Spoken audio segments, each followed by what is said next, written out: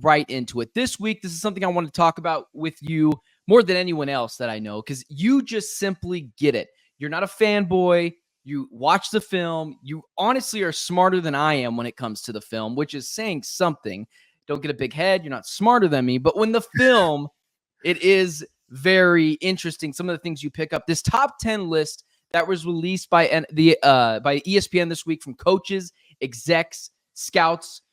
I just want to quickly get your just first reactions to it. We saw Patrick Mahomes number 1, Joe Burrow number 2, Josh Allen 3, Lamar Jackson 4, Matthew Stafford 5, Justin Herbert 6, CJ Stroud 7, Aaron Rodgers 8, Jared Goff 9, Dak Prescott 10.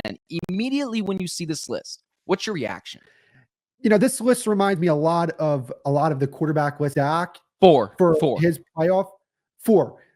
If we're going to tax a guy like Dak Prescott for his playoff performances, we need to make sure that we're keeping that standard when it comes to Lamar Jackson. I see Aaron Rodgers in here, and don't get it wrong. Like, I believe that Aaron Rodgers is the most talented quarterback I've ever seen play the position. But when we're talking about the year of 2024, when Aaron Rodgers hasn't played the quarterback position at a high level since 2021, having him in the top 10 to me, I don't think is fair to other quarterbacks that have been producing at a high level, especially because when the last time we saw Aaron Rodgers play, it was against the Detroit Lions in Lambeau with a playoff spot on the line, and he didn't play well in that game. So I look at this list and I just see a lot of inconsistency, and I don't see any type of criteria, which is something that I feel like people need to practice more when it comes to these top 10 lists.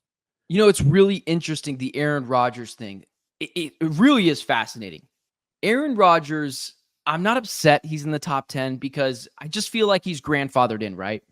But here's a really, really important tidbit that everyone forgets when it comes to Aaron Rodgers.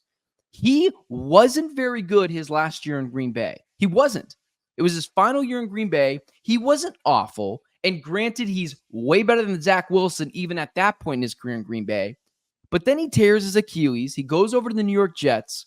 And if anyone has a history of moving off of quarterbacks at the right time, it's the Green Bay Packers. So I'm not livid by number 8 being on this list, but it's interesting because the Dak Prescott narrative, it's hard for me to say, and I understand the casual NFL fan will think I'm nuts. It's hard for me to say right now in their careers, Dak Prescott isn't at minimum as good as Aaron Rodgers. And I feel like maybe NFL execs, coaches, and scouts see it as a tie and they just give it to Aaron Rodgers, which I'm not against, but you're right. 8, I know it's Aaron Rodgers, but it just seems a little high. What are we missing here? Yeah, I think that teams and executives have a lot of respect for what Aaron Rodgers has done in the past. But again, I just feel it's disrespectful to a lot of the quarterbacks that have played at a very high level this year, or even quarterbacks that played at a high level last year that might have just had a down year this year. So, to me, when it comes to Aaron Rodgers, he is a bit older. I have high hopes for the Jets. I think Aaron Rodgers is going to have a great season. Maybe they look at Aaron Rodgers and they say, all right, we're going to project a little bit for this season, because the Jets, let's be honest here, they made some good moves this offseason to improve the surrounding cast around Aaron Rodgers. They beefed up their offensive line. They drafted Malachi Corley in the draft. They already have Garrett Wilson, who will probably be regarded as a top 10 wide receiver in football unanimously by the end of the season. I think they're projecting a bit here and saying, we believe Aaron Rodgers is going to have a very good year this year, which I wouldn't disagree with. But that's kind of my problem when it comes to these lists, is that, I hear sometimes when two people are debating a quarterback, they're like, okay, well, this quarterback has more potential. Well, I don't necessarily like judging the quarterback position from that standpoint, because you're basing something on something that one person hasn't done yet. So that's kind of, I think, what we might be missing, is that they might be projecting a bit, but I don't really see much of a reason outside of what Aaron Rodgers has done from, the year of 2021, 22, because I guess that's when they played that last playoff game in Green Bay, and before that. So that's kind of the way I look at maybe that's what we're missing here. But again, I can't agree with Aaron Rodgers being in the top 10 at the current moment, even though I believe he'll have top 10, top 5 type of season this year because I have high hopes for the Jets. It's interesting. I'm not going to buy into the Jets until I see it. That is something last year that I thought I was on the train. I still didn't think they were a Super Bowl team. I'll believe it when I see it. But you talk about potential, and I want to segue into this. Justin Herbert is 6th on this list. I know it's a guy you're a fan of. I'm not a Justin Herbert hater. I like to think of myself as a Justin Herbert truther. His only playoff game, he squandered a 27-point lead in the playoffs. He, outside of his rookie season, hasn't done a lot. Yes, rookie of the year. Yes, set the rookie touchdown passing record. I get all that. And I understand the Brandon Staley thing. Brandon Staley's a buffoon. But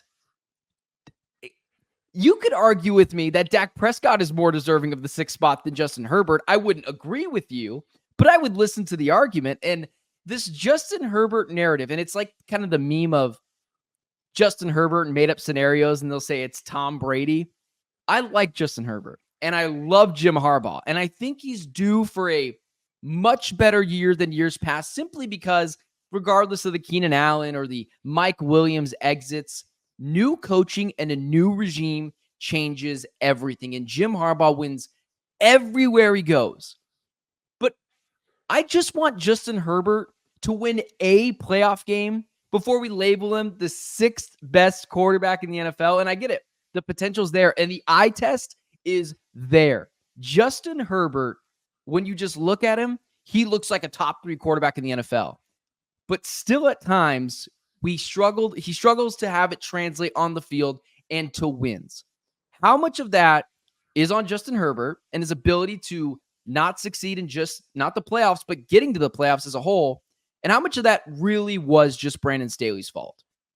Well, so here's my thing when it comes to Justin Herbert. A lot of the talk around Justin Herbert is what he hasn't done. And my debate when it comes to that, my pushback is, okay, well, look at what he has done.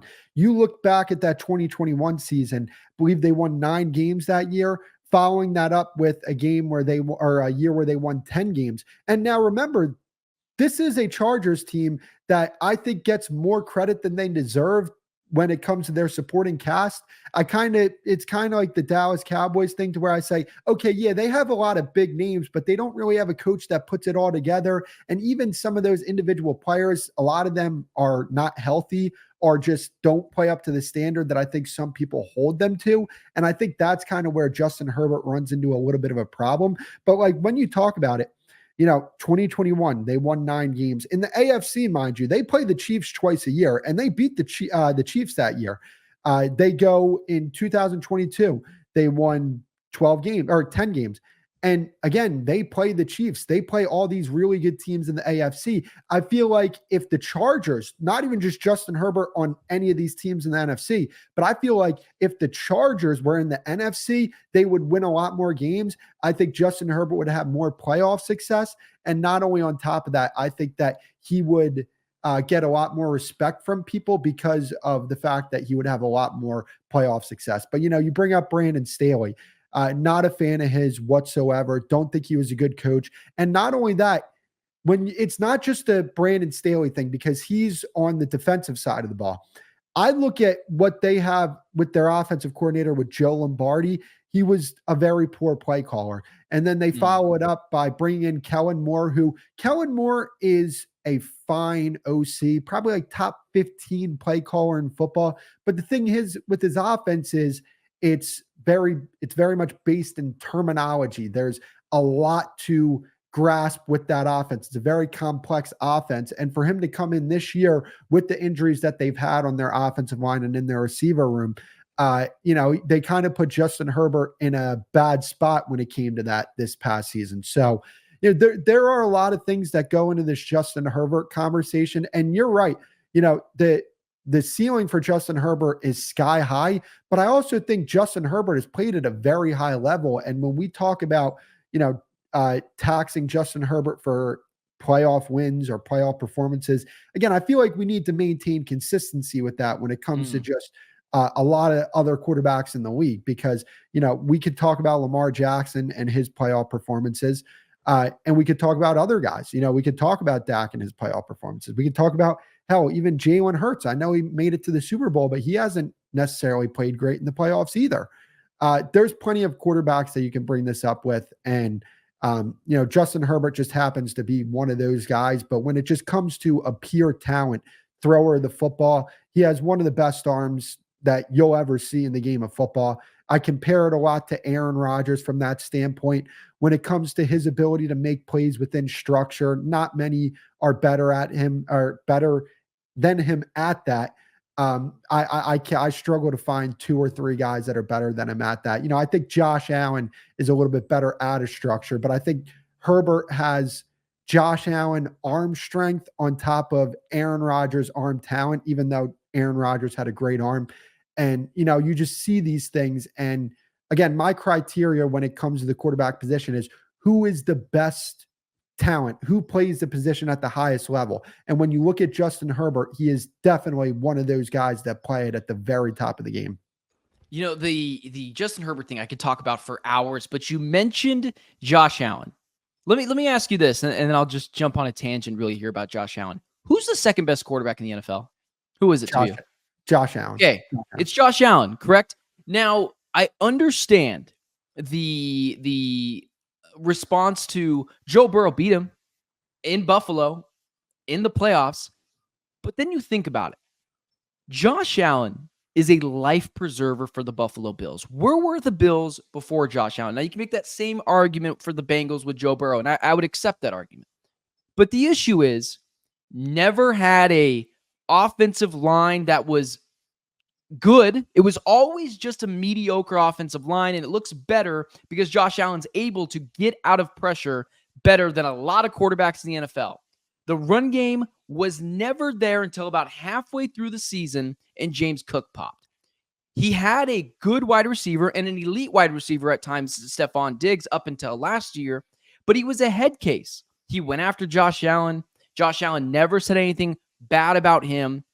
And just like all these quarterbacks on this list, outside of Aaron Rodgers, all have an offensive head coach.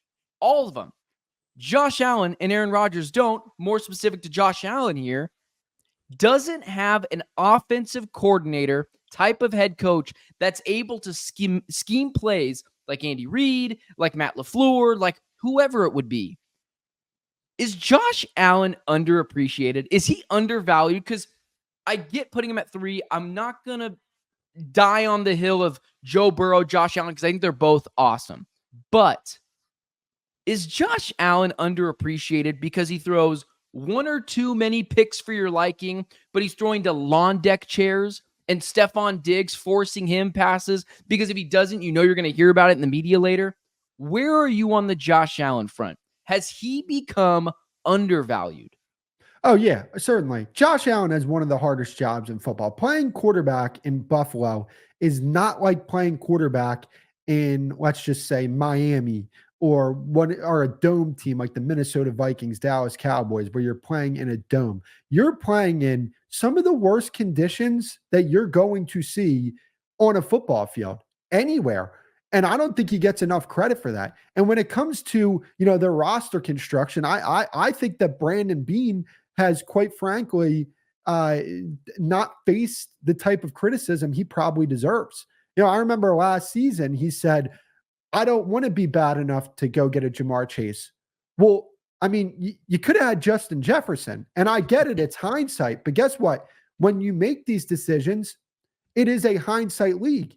And when you trade off of a Justin Jefferson for a Stephon Diggs, I'm going to criticize you for that. It's hindsight. I get it, but that's how we analyze these things.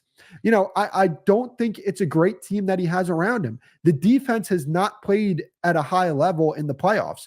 People can throw all these regular season numbers at me, but the performance that they've had in the regular season has not translated into the postseason when it comes to the defense. He doesn't have great pieces around him, especially this past season.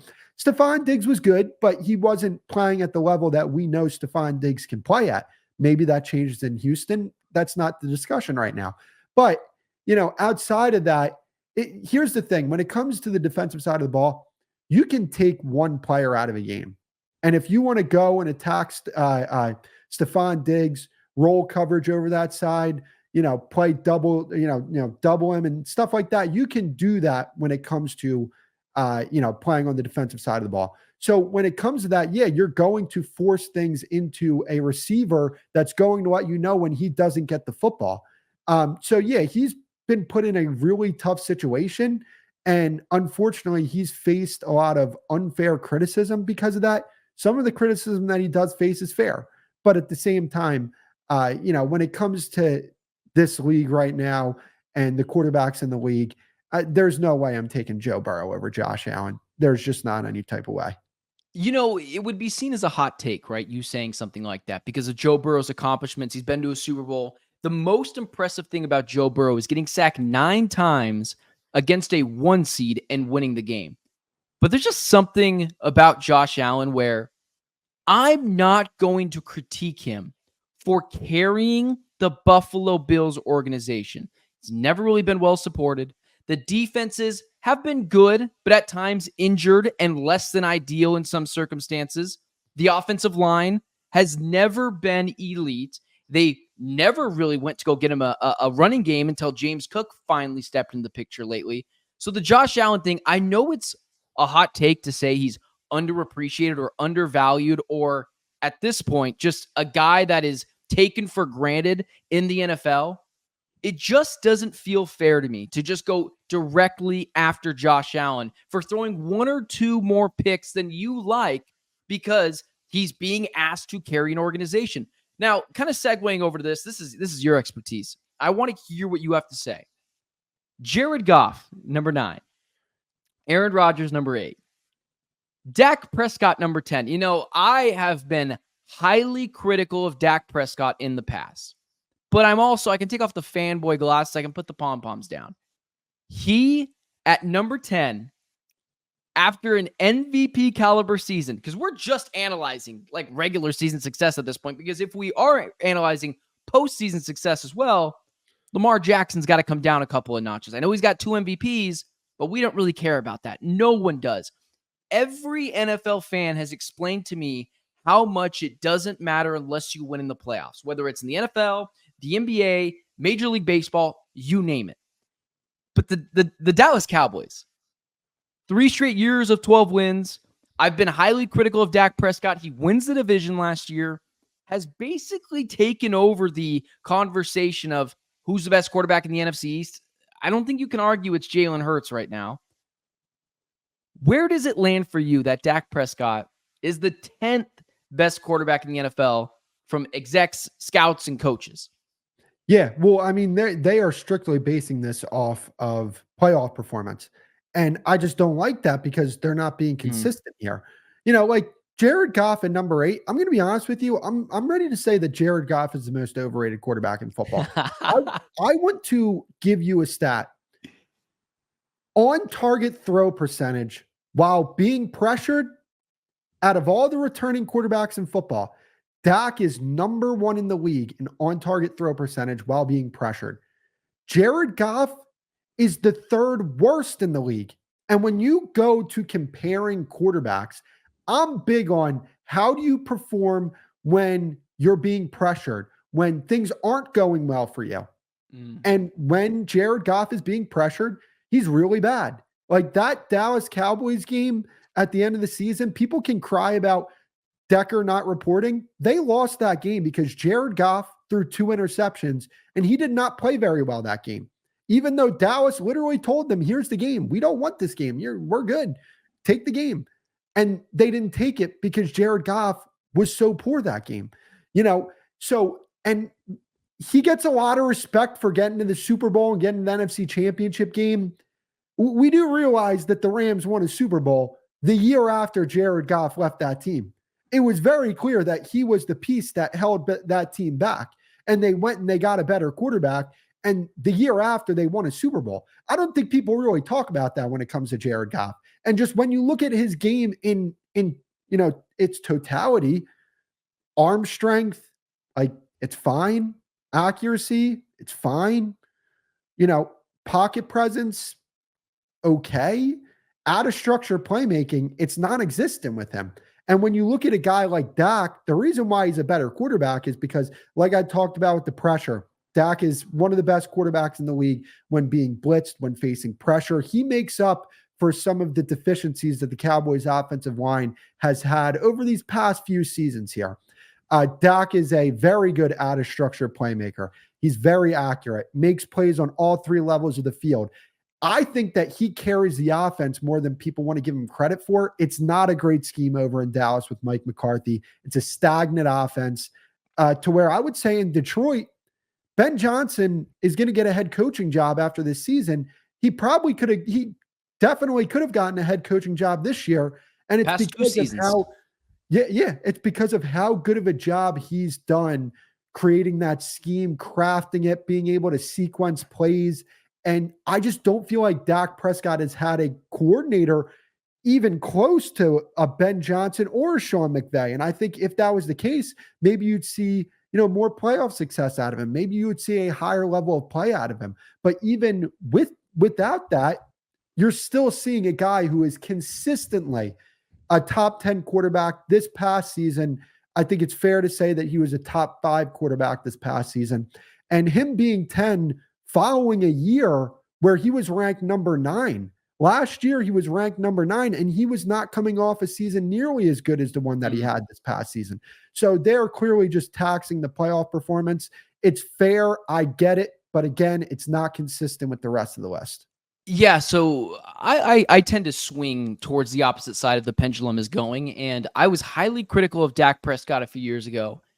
And now I feel like I'm rooting for Dak Prescott this year. One, because the Philadelphia Eagles fan base has just gotten to be ridiculously irritating for a number of reasons. So I won't even get into that. But they're driving me insane recently, which is funny because social media thought I was an Eagles fan last year, when in reality I just like to be honest. But Dak Prescott, there's this narrative that he's just bad. Well, no. Mike McCarthy, I mean, he's a head coach that he's just a middle of the road guy. The whole scheme with the Dallas Cowboys, it's a lot of CeeDee Lamb and nothing else. I know we like Jake Ferguson. We're probably not going to make the argument that he's a top 3 tight end, but it's really the CeeDee Lamb or bust offense. And I'm not going to, again, criticize Dak Prescott for that, especially when a while ago I would, because his contract was so massive. But that's not the case anymore. His contract is not massive anymore. Now we'll get into the contract discussions in just a second, which I'll turn to that in just a second here. But it's just interesting to me because now it does feel like Dak Prescott is a little undervalued and a little underappreciated. Yes, are the playoff performances not there? Sure. But last year was really impressive for Dak. That's an offense that doesn't exactly have a ton of superstars. Tony Pollard isn't what we hoped he was going to be as the bell cow back. The offensive line struggled to stay healthy at times. The coaching staff is just not great.